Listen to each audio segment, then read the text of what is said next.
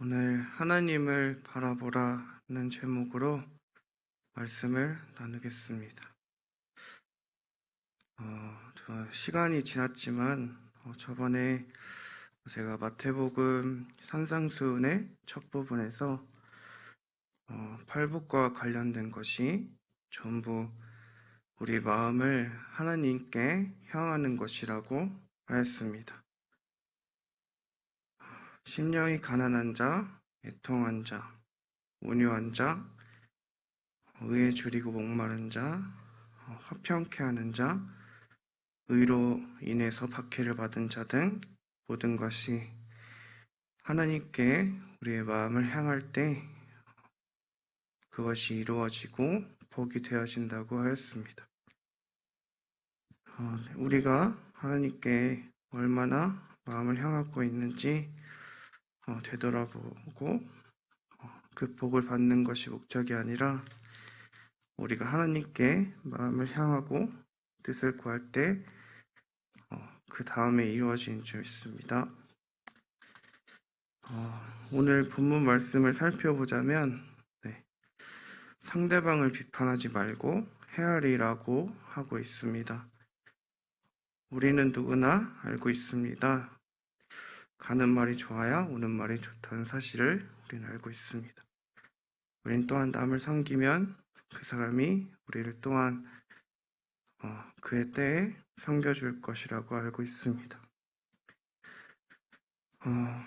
그런데 우리는 왜 항상 상대방에게 좋은 의도대로 행동하고 말할 수 없을까요? 바로 그것은 이해의 차이가 있기 때문이라고 생각했습니다. 내 자신이 다른 사람의 입장에서 그 삶을 온전하게 이해하지 못하기 때문에 발생하는 문제라고 생각합니다. 오늘 본문 말씀 중 4절을 살펴보자면 보라, 내 눈 속에 들보가 있는데 어찌하여 형제에게 말하기를 나로 내 눈 속에 있는 티를 빼게 하겠느냐 하고 있습니다. 이 말씀에서 제가 말하고 싶은 것은 상대방의 눈 속에 티가 있고 나 자신에게 들보가 있으니 내 죄가 들보처럼 크고 상대방의 문제는 정말 작고 가벼운 것이라고, 그것이 말하고 싶은 것이 아닙니다. 이 말씀의 핵심은 우리의 눈이, 시선이 우리의 생각으로 가득 차 있고 그것이 우리의 눈을 가리고 있다는 것을 말하고 싶은 것입니다. 이해 문제가 발생하는 이유는 크게 두 가지입니다. 우리는 상대방에 대해서 얼마나 잘 이해하고 있는지 돌아봐야 하겠습니다. 우리가 상대방의 문제에 대해서 지적하고 그 문제를 해결하려고 하는지 다시 생각해 보아야 합니다. 다시 말하자면 우리는 우리가 이해하고 싶은 대로 상대방을 이해하고 그 판단에 따라 행동하고 말하기 때문에 이런 문제들이 생긴다는 것입니다. 이와 다르게 우리는 또한 상대방에 대하여 헤아리려는 모습을 보여주기 위해 노력하는 모습을 보여주고 있습니다. 그것이 상대방에게 좋은 모습이 아닌 것으로 때로 그 사람에게 인식되어질 수 있다는 것입니다. 왜냐하면 내가 보여주는 그 호의적인 모습이 상대방에게는 그렇지 않은 모습으로 때로 인식되어질 수 있기 때문입니다. 우리는 각자 나이가 다르고 환경이 다르게 자라왔기 때문에 또한 같은 환경 속에서도 이제 만나는 이들이 다르기 때문에 이해의 차이가 나는 것은 당연합니다. 우리가 각자 다르게 이해하는 것은 크게 문제가 되지 않습니다. 왜냐하면 그것은 하나님께 각자 다르게 부여받은 것이기 때문입니다.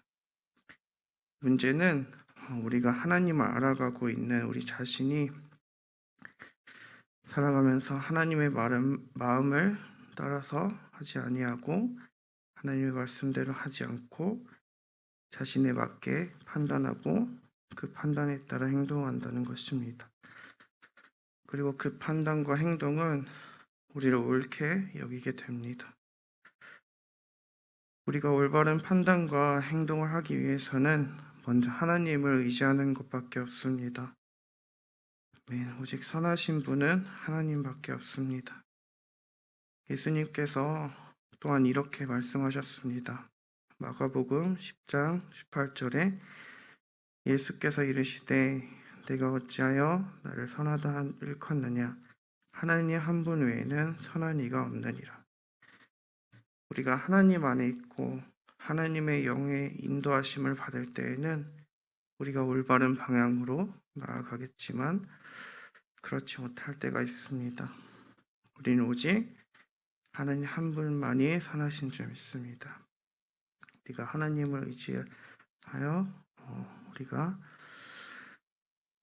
선한 판단과 행동을 하기를 소망합니다.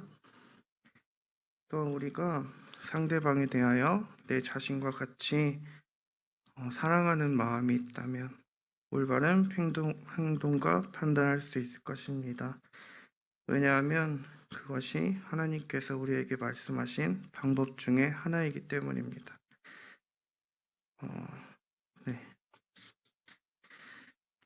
때로는 우리가 정말로 하나님 안에서 올바르게 살아가려고 하는데도 그 방해하는 영이 있습니다. 이럴 때 우린 더욱 예수 그리스도의 이름을 의지하여 이겨내야 할 줄 믿습니다. 우리가 마음속으로나 속으로 예수님의 이름을 선포하고 그러한 마음이 없어지기를 바랄 때 반드시 이루어질 줄 믿습니다. 우리가 하나님을 바라보길 소망합니다.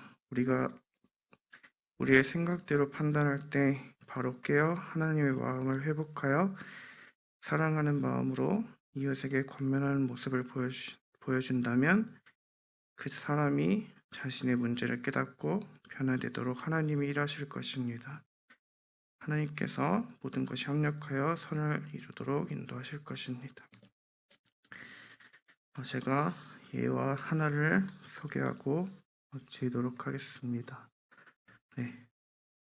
톨스토이의 글 가운데 이런 이야기가 나옵니다. 자기 집에서 일하는 두 종이 하루는 서로 싸우고 있었습니다. 큰 소리가 들리기에 톨스토이가 나가서 보니까 종 둘이서 서로에게 별명을 붙인 것이 감정을 상하게 하였던지 서로 말다툼을 하고 있더라는 것입니다. 그 두 종 중에 좀 홀쭉하게 생긴 종이 좀 뚱뚱하게 생긴 종에게 곰이라는 별명을 붙였습니다. 그러자 곧 뚱뚱하게 생긴 종이 홀쭉하게 생긴 종에게 원숭이라고 별명을 붙인 것입니다. 이 둘은 서로 곰, 원숭이 하면서 서로 티격태격 언쟁을 합니다. 이 모습을 바라본 주인이 이런 말을 하면서 서로의 불화를 중지시켜 갔습니다. 그 홀쭉하게 생긴 종에게 이렇게 말했습니다. 너가 저 사람을 곰이라고 불렀지. 너는 저 사람이 곰이기 때문에 곰이라고 부른 것이 아니다. 내 마음속에 곰과 같은 마음이 도사리고 있기 때문에 저 사람을 곰이라고 부른 것이다. 그리고 그 곰이라는 별명을 가진 뚱뚱한 종에게는 너가 저 사람을 원숭이라고 불렀지. 전 사람이 원숭이이기 때문에 원숭이라고 부른 것이 아니라 내 마음속에 원숭이와 같은 마음이 있기 때문에 저 사람이 내게 원숭이처럼 보여진 게다 라고 말했습니다. 여기에 우리에게 무엇인가 던져주는 교훈이 있습니다. 믿음의 마음을 가지게 된다면 이 세상 모두가 하나님의 창조물, 하나님의 세계로 더 깊이 인식하게 됩니다. 선한 사람이거나 악한 사람이거나 거짓된 사람이거나 이건 간에 바로 이들을 위해서 독생자 예수 그리스도께서 오셨다는 생각을 더 깊이 가지게 됩니다. 그러므로 우리가 어떤 시각으로 사람을 보느냐에 따라서 헐뜯을 수도 있고 그를 격려할 수도 있고 그를 일으켜 세울 수도 있다는 것입니다. 네, 말씀을 정리하겠습니다. 우리가 자라온 환경과 겪는 상황에 따라서 우리의 생각과 가치관은 다를 수 있습니다. 우리가 얼마나 상대방을 이해하려고 노력하고 있습니까? 우리가 얼마나 상대방의 입장에서 생각하려고 했는지 생각해 봅니다.